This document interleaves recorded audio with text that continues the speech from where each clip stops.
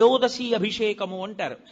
దోష నివారణార్థం చేసేటటువంటి అభిషేకం నందీశ్వరుడికి ఉంది ప్రదోష వేళలో. మీకు దొరకని దోషం పోవాలి అంటే ఒక్క నంది అభిషేకం, అది ఎప్పుడో తెలుసా, ఎప్పుడు పడితే అప్పుడు చేయడానికి వీల్లేదు.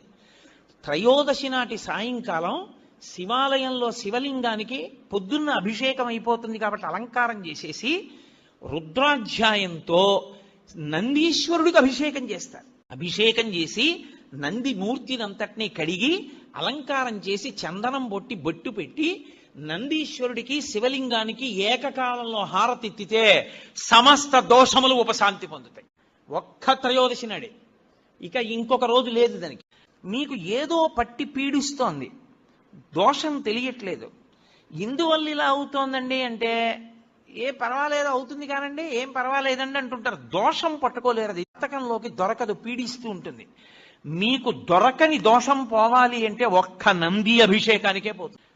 జాతకంలో వచ్చేటటువంటి అంత గొప్ప గొప్ప దోషాల్ని కూడా నివృత్తి చెయ్యగలిగిన శక్తి ఎక్కడ పటమరిస్తుందంటే శివాలయంలో పటమరిస్తుంది. అందుకే త్రయోదశి అభిషేకము అంటారు. దానికి నంది దగ్గర బయలుదేరి ప్రదక్షిణం చేసి నంది దగ్గరికి రావాలి. దానికి ఒక ప్రత్యేకమైన ప్రదక్షిణ విధానం ఉంటుంది. ఆ ప్రత్యేక ప్రదక్షిణ విధానంలో ప్రదక్షిణం చేసి మళ్ళీ నంది దగ్గరికి వస్తారు. దాన్ని నంది నమస్కారము అని పిలుస్తారు. దాని చేత శివానుగ్రహం పరిపూర్ణంగా కలుగుతుంది. తత్తీర్థం తల మీద చల్లితే చాలు. ఒక్క త్రయోదశి నాడే, ఇక ఇంకొక రోజు లేదు దానికి.